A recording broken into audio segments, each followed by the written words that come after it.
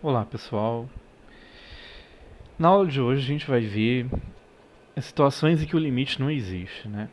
Na última videoaula eu mencionei isso, que às vezes o limite pode não existir no ponto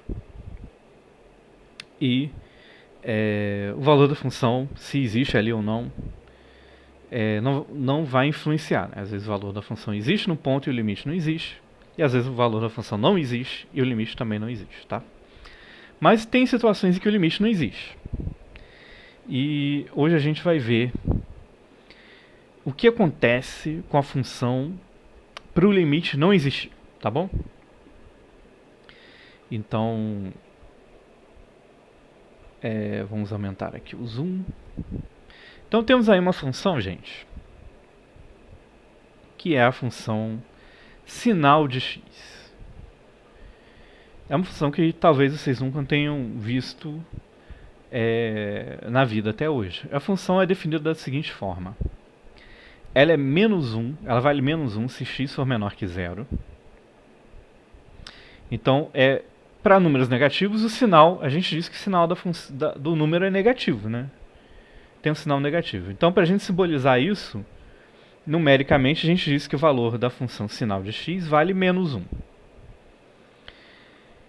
Se x é igual a zero, a gente sabe que zero não tem sinal, ele não é nem positivo nem negativo. Então a gente define o valor da função como sendo zero. E se x for positivo, a gente define o valor da função como sendo 1, tá? Porque aqui vai ser o menos 1 para x negativo e mais 1 para x positivo, denotando o sinal do número.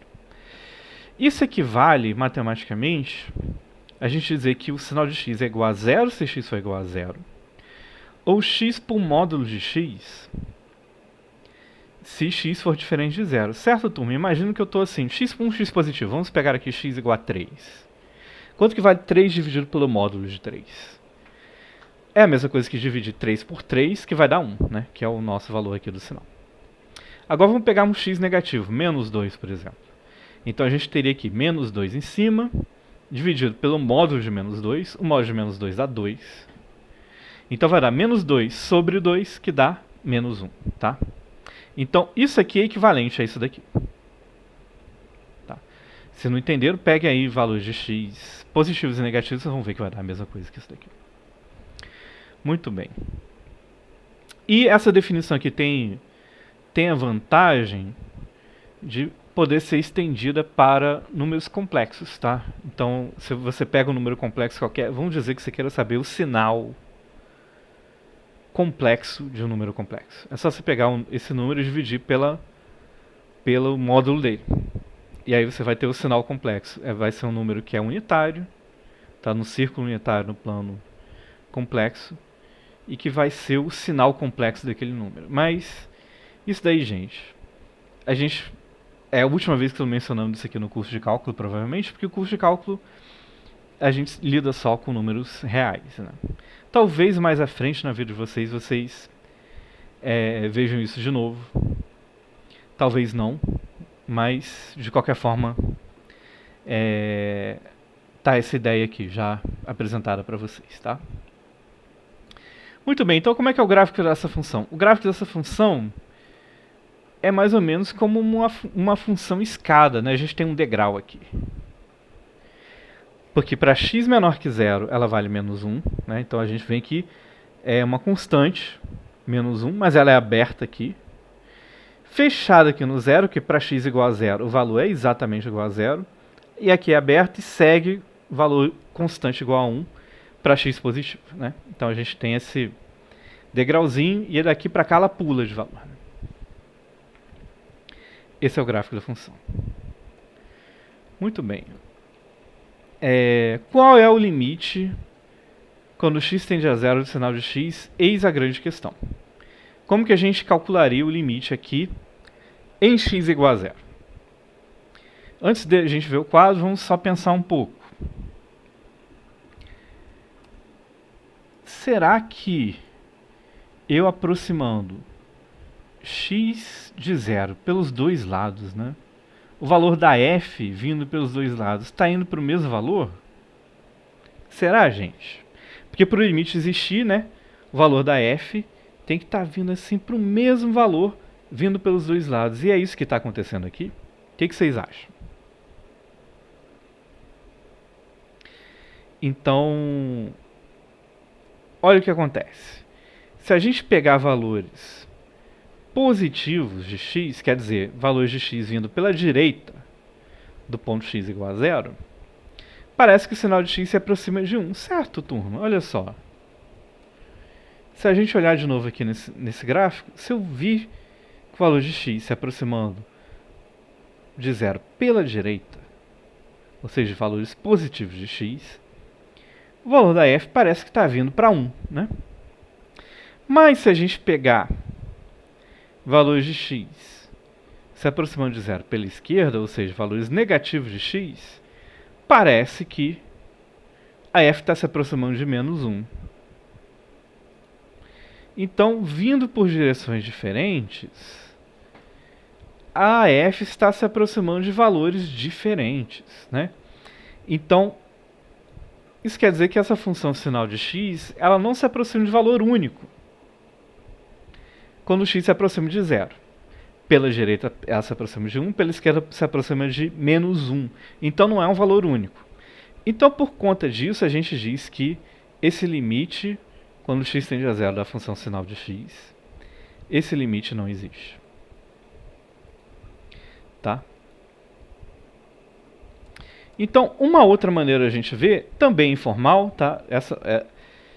Tudo que a gente está vendo até agora não tem um rigor matemático muito grande, mas é mais para a gente entender a intuição e a ideia por trás desse conceito de limite, tá? Então, uma outra maneira de a gente entender isso é que não existe um único valor, né, que melhor preencha a curva da f em x igual a zero. O que seria isso? Eu vou pegar aqui um slide da última aula.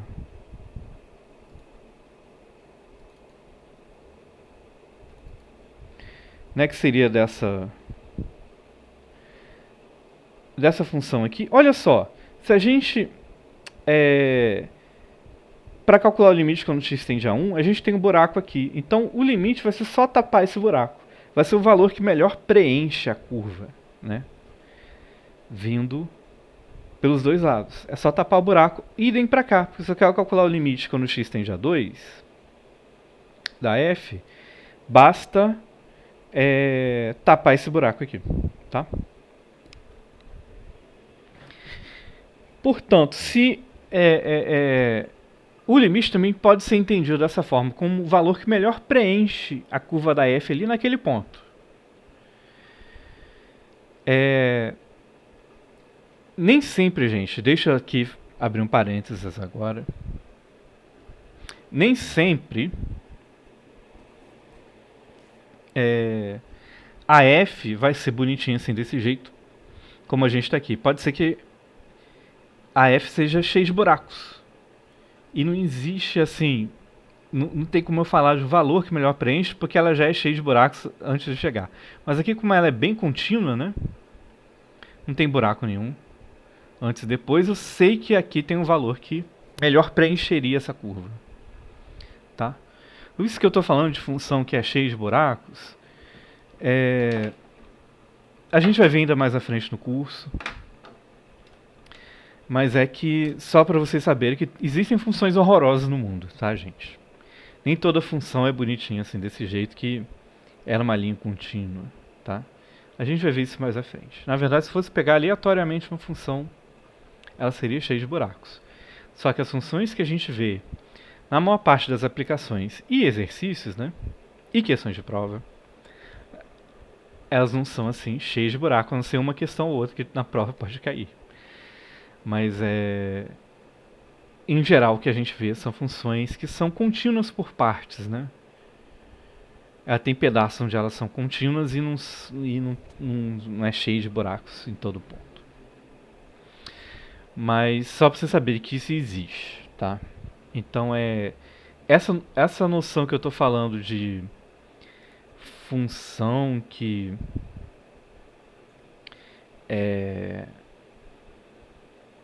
tem como achar um melhor valor que preenche o valor dela ali. São funções geralmente que a gente vê nessas aplicações e exercícios, mas existem outros tipos de função, só para deixar claro. Então, o que acontece nessa função aqui? Né? Será que existe um único valor? Dito isso tudo, será que existe um único valor que melhor preenche a curva da f vindo daqui para continuar aqui? Não, né? Se eu quisesse dar continuidade desse pedaço da função para esse pedaço da função, eu precisaria de todo um segmento de reta aqui. Não só de um ponto, né? Eu precisaria de todo um segmento de reta. E aí não seria mais função de fato, né? Porque para x igual a zero a gente teria uma infinitude aqui de valores. Então ela já não seria mais função. Mas de qualquer forma, se a gente fosse fazer uma coisa, fosse ligar continuamente esse pedaço da função a esse, a gente precisaria aqui de todo um segmento de reta. Então isso é mais um indicativo de que o limite não existe ali, tá? Muito bem.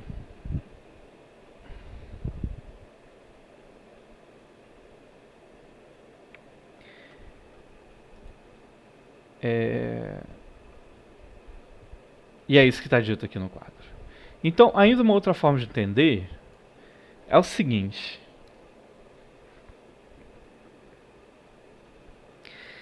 Se a gente pegar pequenos intervalos em torno de x0, o x0 no nosso caso aí é x igual a zero, tá? Que é o x onde a gente está tomando o limite. Então esses intervalos a gente está chamando de i. E a gente desenhar no eixo y o intervalo formado pelos valores da função nesse intervalo i, ou seja, a imagem desse intervalo i, né? Com exceção do x0, o que a gente vai ter? A gente vai ter aqui um desenho como está aqui nesse quadro. Tá? Essa aqui já é outra função. Então vamos entender da seguinte forma. A gente tem aqui uma outra função. O x0 é o ponto onde eu estou querendo avaliar o limite. E aí eu vou pegar um intervalinho em torno do x0, que eu vou chamar de um intervalo i. E eu vou olhar quem é a f de i, ou seja, a imagem desse intervalo. Ou seja, valores da f de todos os valores de x aqui, tá? Então, isso corresponde a esse intervalo aqui no eixo y, certo, turma? São todos os valores que a f assume nesse intervalo, com exceção... Aqui eu estou pegando esse intervalo, excluindo o x0, tá? Tem aqui o x0 para fora, eu estou ignorando. Tá? Porque como a gente viu, o valor do limite ele não depende do valor da função no ponto. Então eu vou ignorar o valor da função no x0. E a gente vai olhar só para a imagem, para esse intervalo, excluindo o x0. Então vai ser esse intervalo aqui no eixo y. Agora o que acontece se a gente encolher esse intervalo aqui em torno do x0? Olha o que acontece. O intervalo aqui no eixo y, que é o f de i, né, ele também diminuiu. Tá? Então a gente pode imaginar que à medida que a gente vai diminuindo esse intervalo aqui em torno do x0, esse intervalo aqui em torno desse valor aqui no eixo y também vai encolhendo. Né? Então, quando a gente, é isso que está dito aqui, quando a gente diminui o intervalo i em torno de x0, o intervalo f de i também diminui de acordo. Mas, olha aqui o que acontece naquela nossa função sinal de x. Se a gente pega aqui um intervalo em torno de x igual a zero e olha para a imagem dele,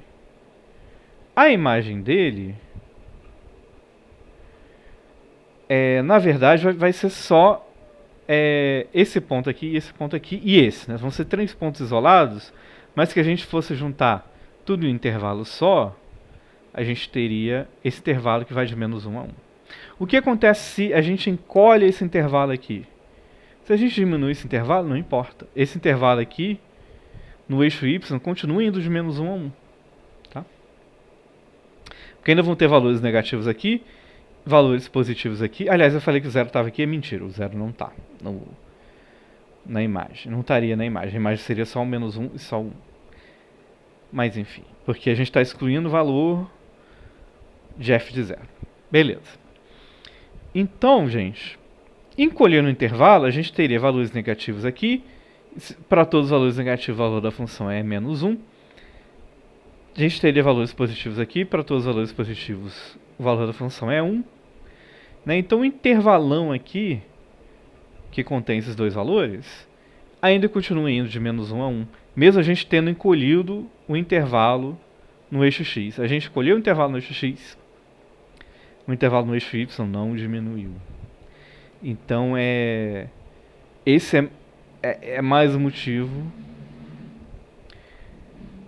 de a gente dizer que o limite ali não está definido. Não existe esse limite quando o x se aproxima de zero. E essa definição que a gente está vendo aqui, esse modo de enxergar o limite, ele é o modo mais próximo da definição mais formal para limite. Tá? A gente não vai chegar a vê-la aqui, essa definição mais formal, mas esse é o melhor modo de a gente entender o limite, tá? A gente pega intervalos em torno do ponto onde a gente está querendo tirar o limite e vai encolhendo esse intervalo e ver o que acontece com o intervalo no eixo y. Se esse intervalo no eixo y for diminuindo de acordo, então o limite existe. Se ele não for diminuindo, o limite não existe, tá? Então vamos ver agora um outro exemplo que não é tão claro de início. Por que o limite não existe? É a função seno de π sobre x. Vamos ver o que acontece com essa função. Aqui está um desenho dela no quadro, né, que eu fiz com giz, mas vocês não têm que acreditar no desenho que eu fiz no quadro. Vamos ver aqui no GeoGebra. Agora, a função que a gente tem, essa função também é um clássico de cálculo 1, tá? A gente vê essa função direto, como é que é mesmo? Ela é π sobre x. Então aqui a gente vai ter o número π dividido por x. E apaga esse x aqui. Muito bem. Olha aí essa função. Parecido, né, com o que eu tinha desenhado. Ó. Perceba que a gente tem raízes aqui em x igual a 1, x igual a meio, né, 0,5. Aqui vai ser 1/3, que é 0,33. Depois temos 1/4. Depois temos 1/5, que é 0,2. 1/6, que é 1,666, etc. Então as raízes dessa função, e para cá acontece a mesma coisa. Os valores negativos também, menos 1, menos meio, menos 1/3, menos 1/4 e assim vai. São raízes dessa função. Por quê? Né? Quando a gente joga um valor inteiro aqui, a gente, por exemplo, x igual a 1, a gente vai ter seno de π. X igual a meio, a gente vai ter π dividido por meio, que vai dar 2π. Aí seno de 2π é 0. 1/3.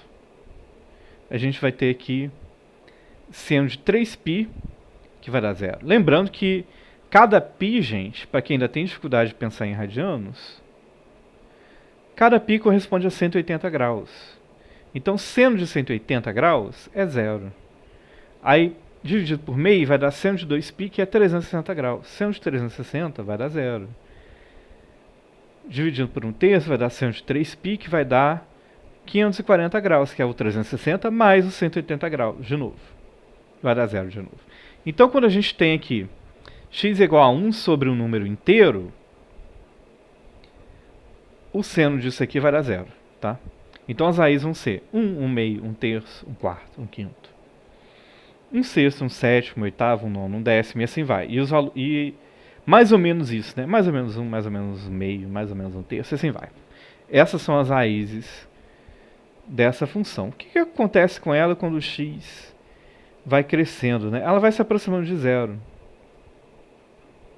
Tá? Mas não é isso que interessa hoje. Hoje o que interessa pra gente é o que acontece com essa função quando x se aproxima de zero. Essa é a pergunta. E aí, gente? Quando x é igual a zero, essa função está definida, sendo de π sobre x? Não está, né, gente? Porque a gente tem uma divisão por zero aqui dentro da função sendo, né? E quando a gente tem uma divisão por zero, a coisa não está definida. Então a função não está definida para x igual a zero. Mas a gente já viu que o limite pode existir, mesmo quando a função não está definida no ponto. Então será que o limite existe? A resposta eu vou adiantar que é não, porque afinal é o tema da aula de hoje, né? Quando o limite não existe. Então o limite não existe. Mas por que o limite não existe nesse caso? Né? O que está acontecendo aqui perto de zero para esse limite não existir? Vamos dar zoom aqui nessa função, nessa curva. Olha só, à medida em que x se aproxima de zero, ela oscila cada vez mais violentamente. Tá? Mais rapidamente ela oscila, porque mais raízes essa senoide vai tendo. Lembra que as raízes são sempre do tipo 1 sobre o número inteiro. Então você imagina que 1 sobre 1 trilhão, 1 sobre 1 quadrilhão, 1 sobre quintilhão, está tudo aí. À medida que o x se aproxima de zero, a gente tem ainda infinitas raízes aqui. Porque para qualquer intervalinho aqui em torno do zero, por menor que seja o intervalo, eu sempre vou ter números do tipo 1 sobre um número inteiro. Infinitos números desse tipo, na verdade. Tá bom, gente? Então, e para cada raiz a gente tem uma oscilação, né? Uma oscilação da função. Para cada raiz. Cada raiz a função faz isso aqui, né? Faz assim, depois na outra raiz ela vai para baixo, depois na outra raiz ela vai para cima, na outra raiz ela vai para baixo. Então, para cada raiz a gente tem aí uma oscilação dessa função. E à medida em que x se aproxima de zero, a gente vai tendo mais e mais oscilações. Porque a gente tem mais e mais raízes. De maneira que o gráfico parece aqui uma curva cheia. Olha só. O GeoGebra não tem nem mais resolução, né, para diferenciar uma oscilação da outra. Parece uma curva cheia aqui. Porque o pixel não dá conta mais, né? A diferença de um pixel para o outro já não dá conta. Vou apertar a casinha para a gente sair dessa loucura. Muito bem.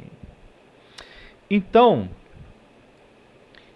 essa função ela oscila cada vez mais violentamente perto de x igual a zero. Então, eu posso afirmar que o limite dessa função, quando x tende a zero, existe? Eu não posso afirmar, pelo seguinte. Então aqui estou dizendo, a gente já vai chegar lá. Mas vamos ver só o que está escrito aqui no quadro. Foi o que eu já falei, né? Que mais ou menos 1, mais ou menos meio, mais ou menos um terço, mais ou menos um quarto, mais ou menos um quinto, etc. são raízes dessa função. Então qualquer intervalo i em torno de x igual a zero tem infinitas raízes. Né? Então se ela tem infinitas raízes, ela tem infinitas oscilações. Então é isso que estou dizendo aqui também de outra forma, que esse intervalo i vai ter infinitos pontos onde a função f vale 1, né?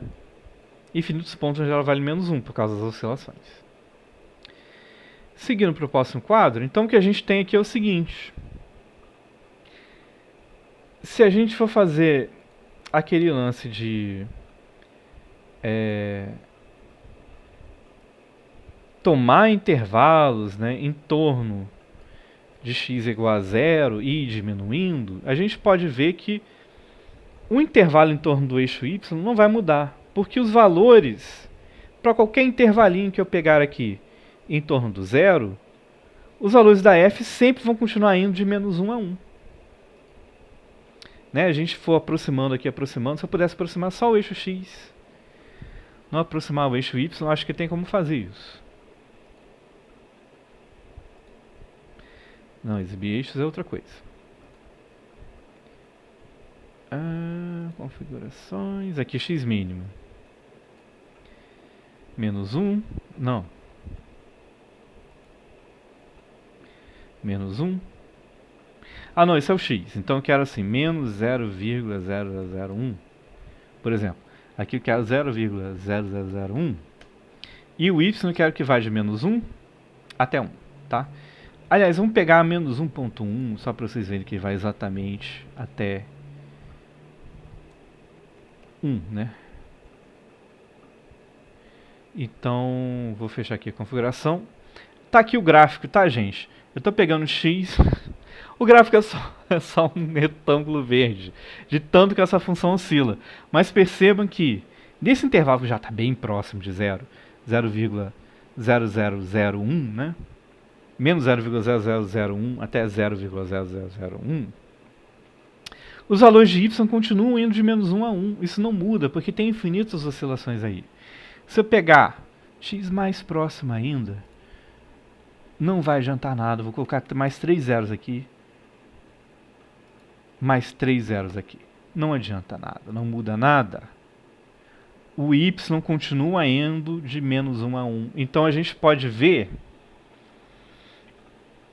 que não importa o tamanho do intervalinho aqui em torno do zero. A imagem desse intervalo sempre vai ser todo o intervalo entre menos 1 e 1. Ou seja, isso não está se aproximando de um valor único. De um ponto, né? Esse intervalo no eixo y não está se aproximando de um ponto. Está se mantendo fixo. Então, esse limite, por conta disso, a gente afirma que ele não existe, tá?